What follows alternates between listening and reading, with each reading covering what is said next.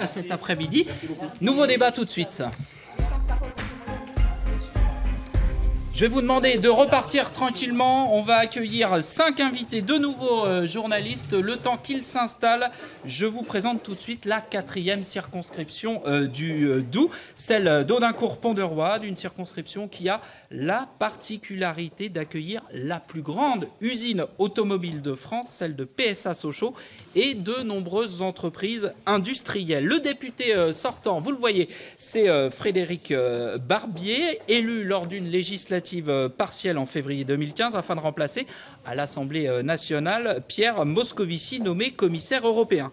Cette circonscription, au premier tour de la présidentielle, a largement placé Marine Le Pen en tête au premier tour, avec 31,5% des suffrages. C'est son deuxième meilleur score régional après la deuxième circonscription de Haute-Saône. Marine Le Pen, qui, vous le voyez, devancée de 12 points Emmanuel Macron, suit dans l'ordre Jean-Luc Mélenchon, François Fillon, Benoît Hamon et Nicolas Dupont-Aignan. À mes côtés, m'a rejoint Christophe Beck de France Bleu. Bonjour Christophe. Bonjour Jérémy, dans la bonjour coulisse, à tous. Sébastien Michaud de l'Est républicain. Christophe, je vous laisse nous présenter nos 5 nouveaux invités.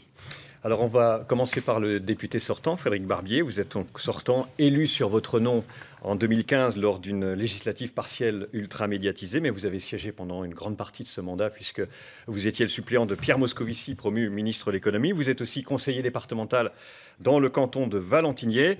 Sur le plan des étiquettes, vous avez la double investiture, vous l'avez retrouvée, PS En Marche. Face à vous, Sophie Montel.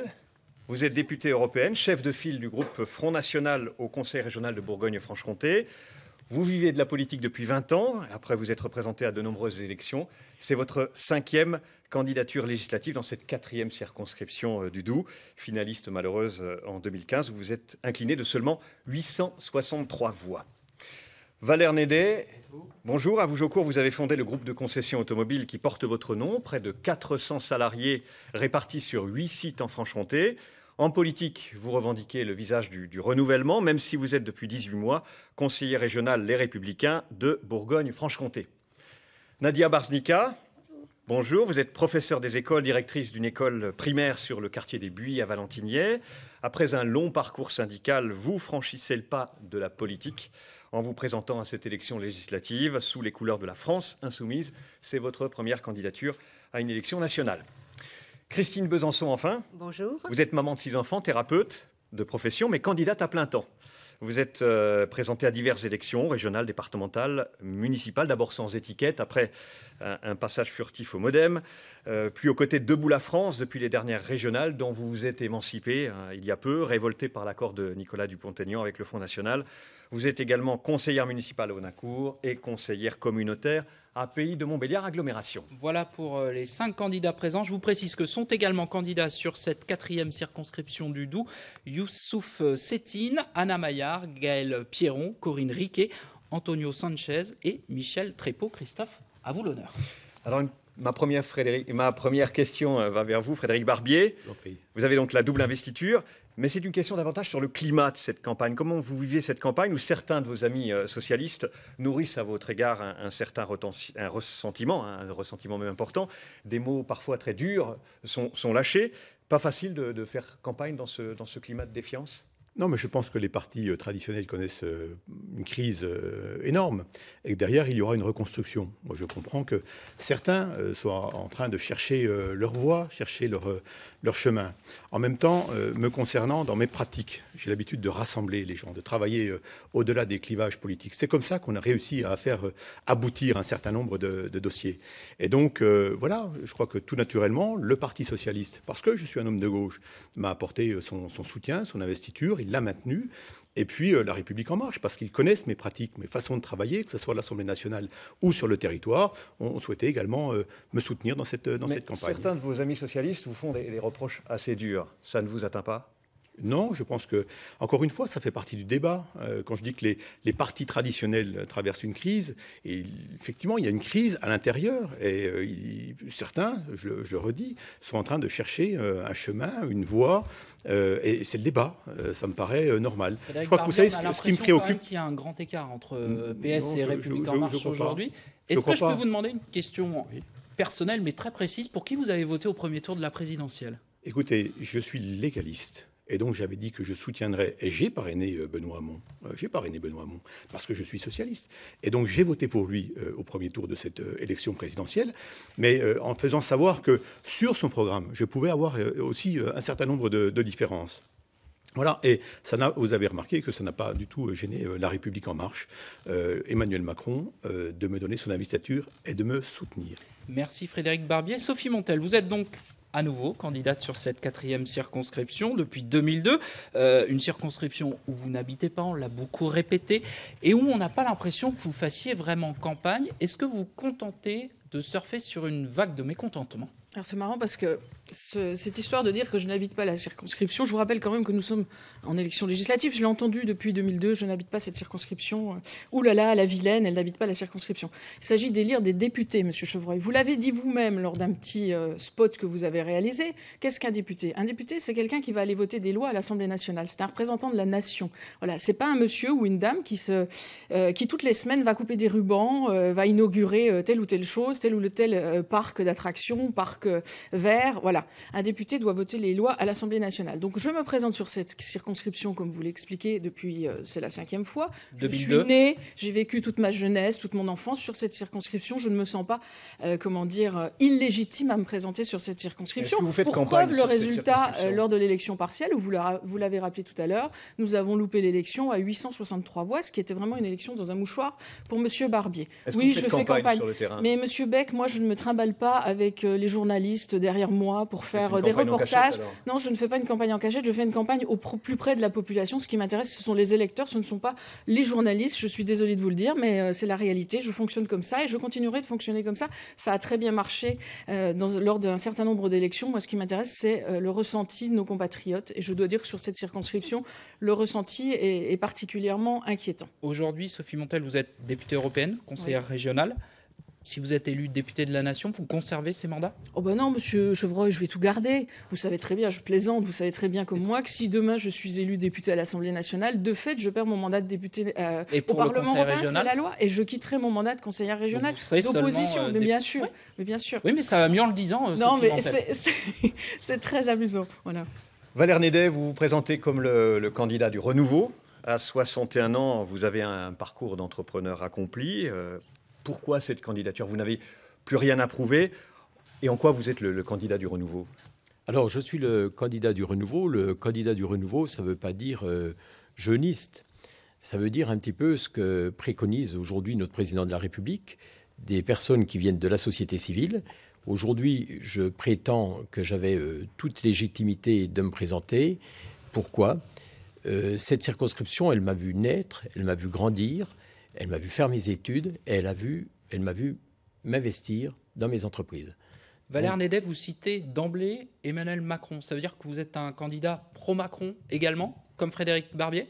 Non, pas du tout. C'est la campagne aujourd'hui, c'est le programme de notre président de prôner, de dire qu'il y a des candidats de la société civile. C'est-à-dire que c'est ce qu'il demande dans son gouvernement. Si vous êtes élu député de cette 4e circonscription du Doubs, est-ce que vous aurez le temps d'assumer toutes vos responsabilités, notamment à la tête du groupe Nédet ? Alors, j'ose espérer que vous ne puissiez pas penser qu'une entreprise avec 400 personnes ne soit pas structurée à travers un staff, déjà depuis pratiquement plus de 10 ans, à travers un directeur général, à travers des directeurs. Il suffirait qu'il m'arrive un accident, quelque chose, il faut que l'entreprise tourne. Donc automatiquement, on a quand même une structure qui me permet de libérer du temps pour cette circonscription. Et en plus, je démissionnerai de mon poste de conseiller régional auprès de la région. Nadia Barznika, le Front National, on l'a dit, on l'a répété, prospère sur cette terre industrielle, au contraire de la France Insoumise, puisque Jean-Luc Mélenchon a réalisé un score inférieur à sa moyenne nationale sur la 4e du Doubs. Est-ce que cela signifie que vous avez perdu le combat des ouvriers ? Je ne pense pas que nous ayons perdu le combat des ouvriers. Je pense que beaucoup d'entre eux se reconnaissent dans ce que propose le programme L'Avenir en commun. Nous avons du travail à faire et nous le faisons sur le terrain. Nous allons discuter avec les ouvriers, avec la population pour réexpliquer notre programme, qui est un programme de progrès social, qui est un programme écologique. Et je reviens au progrès social. nous avons des propositions sérieuses sur l'emploi, nous avons des propositions sur l'augmentation des salaires, nous avons des propositions sérieuses sur une vie digne, nous avons des propositions importantes sur l'accès aux soins, le droit à l'éducation. Et je pense qu'il nous faut continuer à discuter avec la population, avec nos concitoyens, pour leur expliquer que nous sommes la solution qu'il faut pour tout le monde. Encore une fois, il y a une énorme division à la gauche du Parti socialiste. En plus de votre candidature, il y a une candidate communiste, une écologiste, un communiste révolutionnaire, un candidat à lutte ouvrière. Pourquoi France Insoumise n'arrive pas à fédérer ? Alors déjà, à la gauche du Parti socialiste, je ne suis pas tout à fait d'accord avec la façon dont vous l'exprimez, puisque nous ne savons plus trop où est le Parti socialiste dans la circonscription. En tout cas... C'est plutôt à gauche qu'à droite, en tout cas. Oui, ça c'est sûr. L'éparpillement des candidatures à gauche, ce n'est pas une nouveauté. Ça a toujours été le cas. Il y a toujours eu des candidatures de témoignages, comme disent certains des candidats. Notamment du PC, pour se rapprocher de la France insoumise. Écoutez, le PC a fait des appels de pied à un peu tout le monde. Sur la 3e circonscription, ils soutiennent la candidate PS. On y reviendra cet après-midi. Ils ont soutenu le programme de la France insoumise à la présidentielle. Maintenant, ils soutiennent un autre programme. Donc, leur position est difficile à comprendre. Nous sommes rassembleurs. Nous leur avons fait des propositions sur notre programme. Parce que pour nous, c'est ça qui compte. Le programme que nous défendons et en lequel on croit. Christine Besançon, une question également sur les étiquettes, puisque vous étiez jadis au MoDem dans le Jura, puis apparenté UMP, aujourd'hui Debout la France depuis les régionales, une étiquette avec laquelle vous semblez prendre de la distance aujourd'hui. Alors, où êtes-vous ? Libre et indépendante, mais solitaire ? Ah non, pas solitaire. Je suis toujours, à titre personnel, je suis toujours candidate DLF. Je suis toujours au sein de la famille DLF. Nicolas Dupont-Aignan a pris une certaine position. Il était libre, tout autant que je suis une femme libre. Il était libre de prendre cette décision. Enfin, il a engagé le parti quand même. Il n'a pas engagé le parti. Ah bah si. Il ne nous a pas appelés à appeler, je vous assure, il ne nous a pas appelés de toute façon à voter Front National. On a été libre de notre vote. Et contrairement à tous ceux qui ont rallié Macron, quand même, contrairement à tous ceux qui ont rallié Macron, sans aucune discussion, sans enlever un point, quel qu'il soit, qui n'était pas acceptable dans le gouvernement de Macron, dans son projet en tous les cas. Vous savez quand même, je voudrais dire quelque chose, c'est que je suis une candidate parce que le peuple, je suis candidate aujourd'hui parce que nos concitoyens ont besoin d'une réelle proximité. Et notre circonscription a besoin aussi de candidats. Mais parlons de M. Barbier, qui a voté le 15 décembre 2015 un amendement contre l'amendement numéro 340. Vous devez vous en souvenir, M. Barbier, vous étiez nouvellement élu. Amendement 340, qui permettait de lutter de façon très efficace contre la fraude fiscale des entreprises. La fraude fiscale des entreprises, c'est 60 à 70 milliards d'euros. Christine Besançon, j'ai posé une question personnelle et particulière à Frédéric Barbier tout à l'heure. Je vais vous poser la même. Et pour le deuxième tour, est-ce qu'on peut savoir, pour bien comprendre, pour qui vous avez voté au deuxième tour de la présidentielle ? Pour qui j'ai voté ? J'ai voté blanc. Merci. Merci. On va tout de suite faire rentrer notre collègue de l'Est républicain, Sébastien Michaud.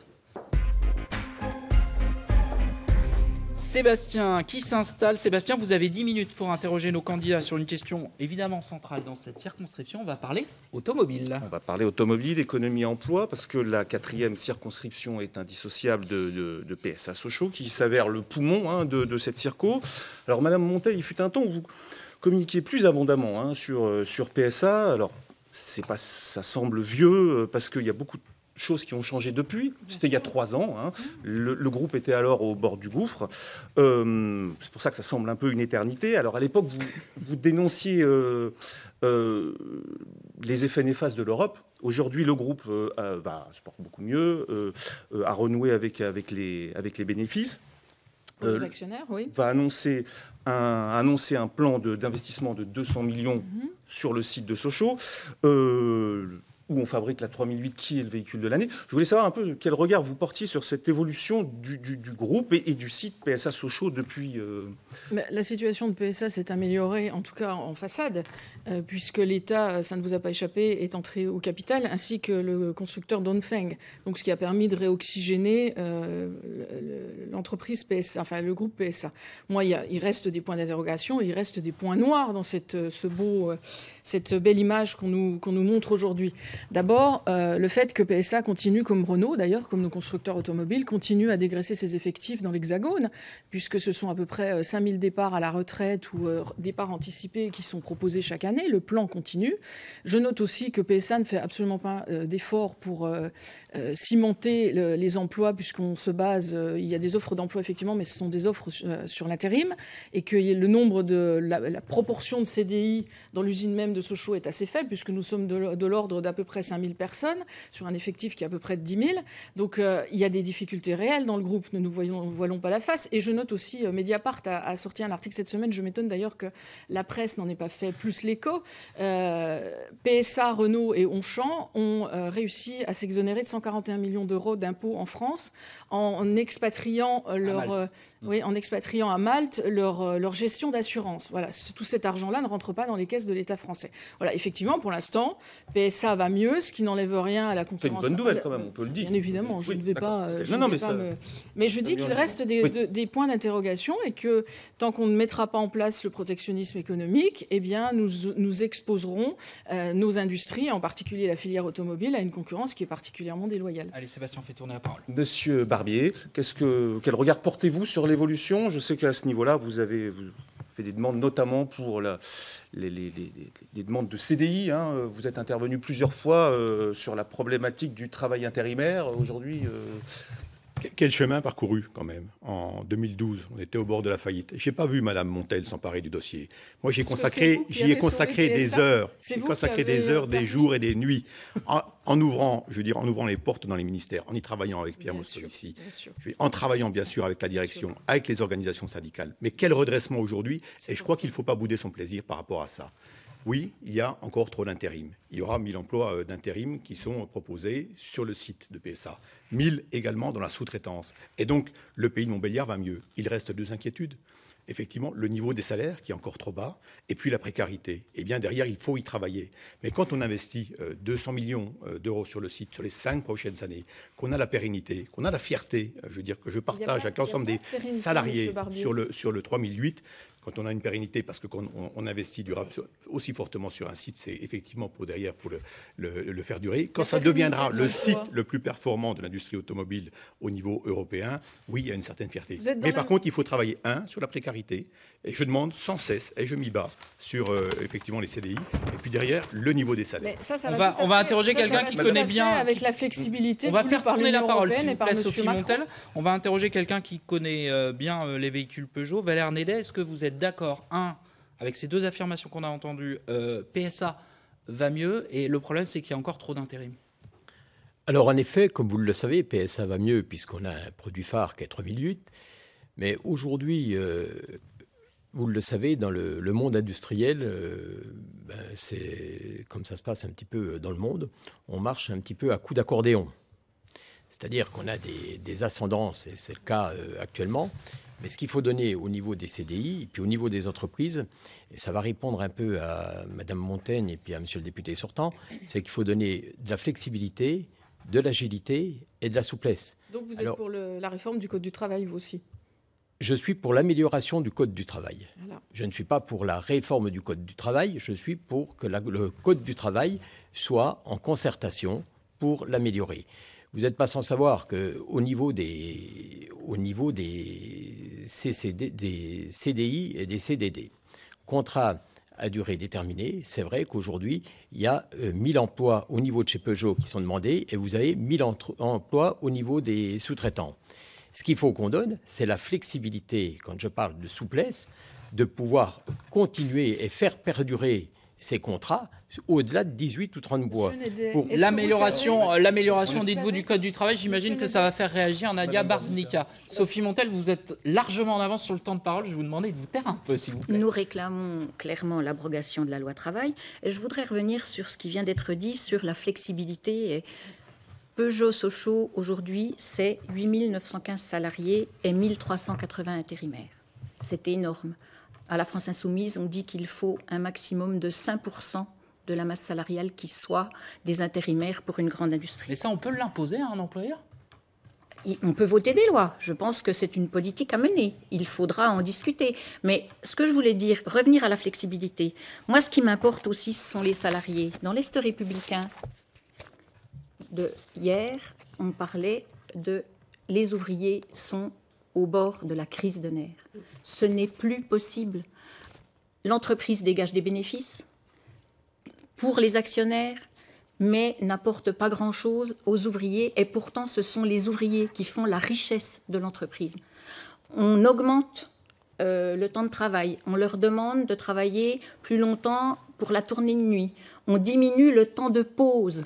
Tout ça pour favoriser la sortie de la voiture qui est en vogue en ce moment. Alors la flexibilité et le salarié pressé comme un citron, on y est déjà depuis longtemps. Je ne sais pas jusqu'où ça pourra aller, mais c'est grave. Christine Besançon, vous partagez cet avis également ?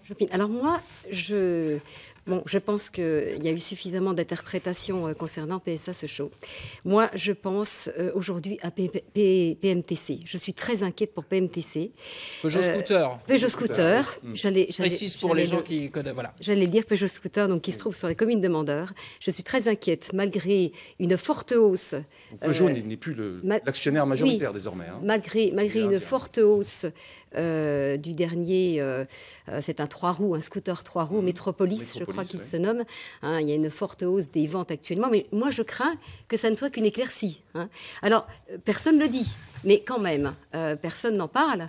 Il y a quand même un souci. Voilà, on attend un certain moment après législatif pour en parler, mais il y a quand même un gros souci. Cette entreprise risque quand même de fermer. Personne ne le dit.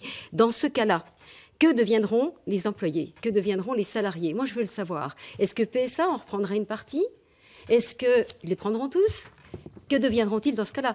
Que deviendra aussi le site à Mandeur? Donc je pense que le travail des élus qui seront élus, en tous les cas, sur cette circonscription, ce sera effectivement de penser pour l'avenir. Merci Christine Besançon. Merci Sébastien. Ils n'étaient pas d'accord, effectivement. Oui. On accueille Christophe Beck tout de suite. Alors Christophe, vous écoutiez dans la coulisse nos 5 candidats. Est-ce que vous avez un droit de suite à exercer, des choses à préciser avec quelques-uns d'entre eux? Oui, je vais m'adresser à Frédéric Barbier concernant les accords à PSA qui ont apporté un peu de souplesse, le NCS, le nouveau contrat social et le nouvel élan pour la croissance. Alors pour aller un petit peu plus loin, une idée avancée par le président de la République, c'est cette deuxième mouture de la loi travail. Vous avez vous-même été déjà interrogatif sur la première mouture. Qu'est-ce que vous pensez de cette deuxième mouture de la loi travail? Est-ce que vous la voterez si vous êtes député de la majorité présidentielle? Pour faire très simple, Christophe Beck, je n'ai pas été interrogatif sur la première mouture. J'étais contre. Je m'y suis opposé et je me suis exprimé à plusieurs reprises sur ce sujet-là. Et la deuxième? Ce que je note sur la deuxième, c'est que, premièrement, les organisations syndicales ont été reçues par le président de la République et par le Premier ministre. Je n'ai pas entendu, effectivement, je veux dire, en tout cas de la part des organisations syndicales, tant de reproches que ça. C'est-à-dire que pour l'instant, ils attendent. Est sortie une idée de la part de la CFDT qui dit « donnons-nous le temps ». Et moi, j'appuierai dans cette direction. Prenons effectivement le temps de cette discussion. Mais simplement, je le dis sur GMS, l'entreprise allait mal, le gouvernement s'en est saisi et les commandes sont arrivées. Et derrière, sur Saint-Nazaire également, là, on a réaffirmé le soin de protéger les salariés. Sophie Montel, vous réclamez des recrutements? Non, pas Sophie Montel, elle a déjà beaucoup parlé. Elle est très en avance. Et vous avez un droit de suite à faire avec... Avec Nédé. Vous parliez de coups d'accordéon dans l'industrie automobile. On constate aujourd'hui qu'il y a effectivement beaucoup de postes en recrutement, même s'ils sont intérimaires, et on a du mal à trouver. Quel dispositif mettre en place pour justement permettre ce recrutement plus facile de 2000, voire 2500 personnes autour de l'industrie automobile à Montbéliard? Alors, c'est vrai. Tout d'abort, ce que je veux dire, parce que je n'ai pas eu le temps de terminer là, avec les intervenants, c'est qu'aujourd'hui, je suis pratiquement le seul qui peut parler emploi, parce que j'ai créé des emplois.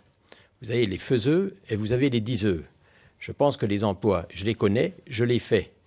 Ça a été des milliers d'emplois sur les 3 dernières décennies. Et vous trouvez à recruter facilement? Aujourd'hui, c'est relativement difficile, je vous l'accorde. Pourquoi? Parce qu'on a perdu la valeur travail, on a perdu la formation, on a perdu l'apprentissage.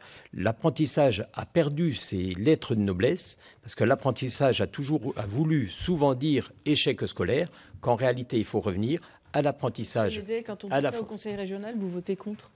Pas du tout, Mme Montel. Quand le Front National propose des amendements ou des motions sur le retour à la revalorisation des métiers manuels, vous votez contre? Valère Nédet, répondez rapidement et après on passe aux conclusions, s'il vous plaît.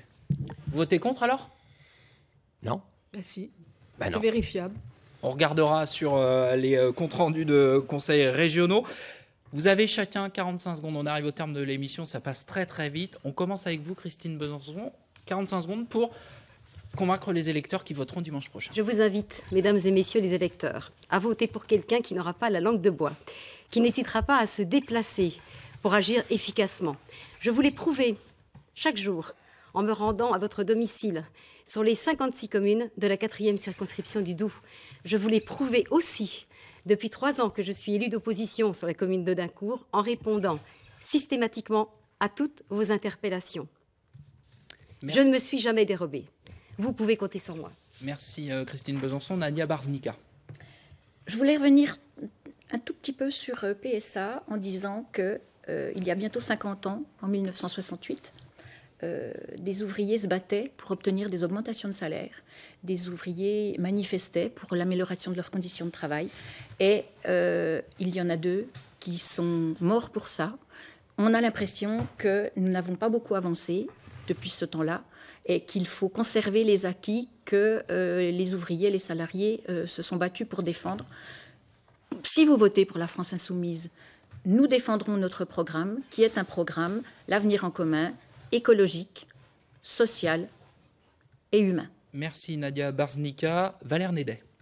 Électrices, électeurs, si je suis élu au soir du 18 juin, je serai là pour apporter votre parole à l'Assemblée nationale.